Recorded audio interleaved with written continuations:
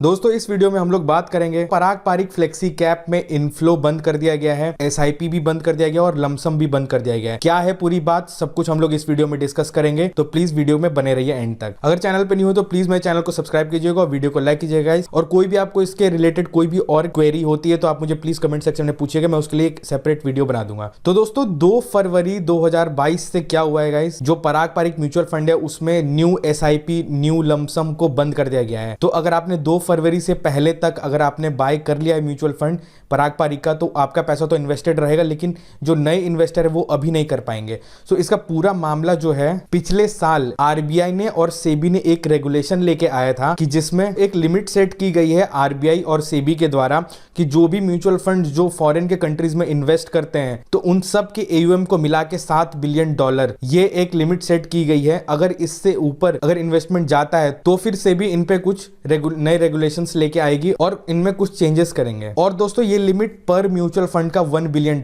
है, यानी कि अगर कोई एक म्यूचुअल फंड है तो वो अपने टोटल एसेट्स का सिर्फ $1 बिलियन ही इन्वेस्ट कर सकता है ओवरसीज। यानी कि अगर आप मान लो कि पराग पारिक म्यूचुअल फंड है वो सिर्फ $1 बिलियन इन्वेस्ट कर सकता है, अगर कोई और म्यूचुअल फंड है वो भी $1 बिलियन कर सकता है। तो ऐसे करके सिर्फ $7 बिलियन का एक लिमिट सेट किया गया था पूरे म्यूचुअल फंड इंडस्ट्री के लिए। तो अब वो लिमिट एक्सीड हो गया है, तो इस वजह से सेबी एक नया रूल लेके आएगा, कोई नया सर्कुलर लेके आएगा। क्योंकि अगर इंडिया का ज्यादा पैसा अगर फॉरेन कंट्रीज में लगा तो क्या होगा कि ये कुछ लेवल के लिए एडवांटेजियस भी है और कुछ लेवल के लिए डिसएडवांटेज भी है। तो ये दोनों चीज क्या है मैं आगे वीडियो में बताऊंगा, लेकिन फिलहाल के लिए आपको ये जानना है कि ये रेगुलेशंस लगे हैं, अब इनसे क्या इफेक्ट पड़ेगा। अब दोस्तों जो ऑलरेडी इन्वेस्टेड है उनके लिए तो कोई प्रॉब्लम नहीं है, उनके पैसे इन्वेस्टेड रहेंगे, आगे बढ़ेंगे। लेकिन जो लोग नए सोच रहे हैं अभी कि इसमें इन्वेस्ट करने का, तो वो अभी नहीं कर पाएंगे। और दोस्तों बहुत लोगों के मन में ये डाउट होगा कि क्या इससे पराग पारिक के इन्वेस्टमेंट में, पराग पारिक के रिटर्न्स में, उसके परफॉर्मेंस में इफेक्ट पड़ेगा। तो दोस्तों इसका साफ आंसर है नहीं, क्योंकि दोस्तों ये जो अभी सस्पेंशन लगा है वो टेम्परेरी सस्पेंशन है। अगर आप सर्कुलर ध्यान से पढ़ेंगे तो आपको पता चलेगा कि जो भी ये सस्पेंशन ये टेम्परेरी है। और अगर कोई भी अपडेट आता है, कोई नया अपडेट आता है, तो मैं आप लोगों के लिए एक सेपरेट वीडियो बना लूंगा उस चीज के लिए। तो दोस्तों जो ऑलरेडी इन्वेस्टेड है इसमें उन्हें घबराने की जरूरत नहीं है, ये काफी अच्छा म्यूचुअल फंड है। इसमें आपको लंबे समय के लिए, अगर आपका टाइम होराइजन 5 साल से ऊपर है, 7 साल तक है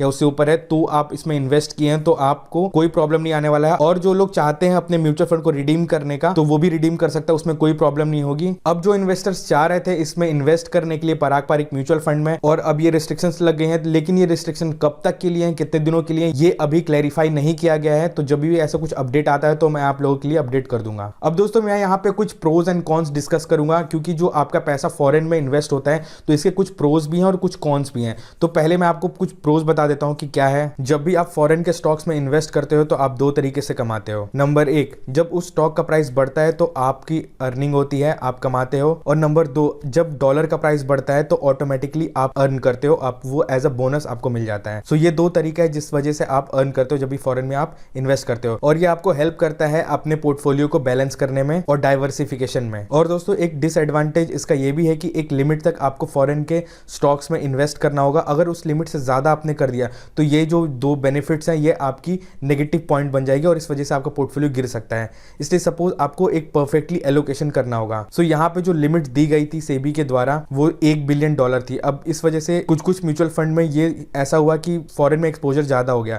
सो इस वजह से थोड़ा सा अभी रोक लगाया गया और नए सर्कुलर और नए तरीके जारी किए जाएंगे जिस वजह से आपको बेनिफिट मिलेगा। आप 2 फेब से आप नए इन्वेस्टमेंट नहीं कर सकते हो ग्रो पे इन Parag Parikh mutual fund, systematic transfer plan भी नहीं कर सकते हो, आप स्विच भी नहीं कर सकते हो और आप लमसम भी अभी नहीं कर सकते। लेकिन जिनका इन्वेस्टेड है अमाउंट वो ऑलरेडी इन्वेस्टेड रहेगा और कोई प्रॉब्लम नहीं आने वाला है आपको गाइस, क्योंकि ये काफी अच्छा फंड है। अच्छे रिटर्न्स ला के दिए इसने पिछले 5 साल में, और सिंस इंसेप्शन की बात करें तो पिछले 7 सालों में इसने काफी अच्छा रिटर्न दिया है अपने इन्वेस्टर्स को। तो इसलिए ये एक बुरा फंड नहीं है। ऐसा कुछ नहीं होगा कि रिस्ट्रिक्शन के बाद इसके परफॉर्मेंस में कुछ कमी आ जाएगी, ऐसा कुछ भी नहीं होगा। अब दोस्तों एक बात बताना चाहता हूं कि ये जो बैन लगा ये टेम्परेरी है, और दोस्तों इसमें एयूएम का कोई प्रॉब्लम नहीं है, इसमें एयूएम का कोई रोल नहीं है गाइस। बहुत लोगों को ये लग रहा है कि जैसे मिराई एसेट इमर्जिंग में हाई एयूएम के चलते उसमें लमसम को बंद कर दिया गया है और 2,500 से ऊपर आप एसआईपी नहीं कर सकते हो मिराई एसेट इमर्जिंग में, लेकिन इस केस में ऐसा नहीं है, ये केस थोड़ा सा अलग है। और दोस्तों जितने भी म्यूचुअल फंड है, सिर्फ पराग पारिक फ्लेक्सी कैप नहीं, जितने भी म्यूचुअल फंड है जो कि फॉरेन में इन्वेस्ट करते हैं उन सब पे अभी रिस्ट्रिक्शन लग चुका है और ये टेम्परेरी है, आपको घबराने की बात नहीं है, आपके रिटर्न्स पे कोई फर्क नहीं पड़ने वाला है। सो अगर वीडियो इन्फॉर्मेटिव लगी तो प्लीज मेरे चैनल को सब्सक्राइब कीजिएगा, वीडियो को लाइक कीजिएगा। कोई भी क्वेरी हो तो प्लीज आप मुझे व्हाट्सएप कीजिएगा या फिर आप कमेंट सेक्शन में पूछ सकते हैं। सो मिलते हैं गाइस नेक्स्ट एपिसोड में।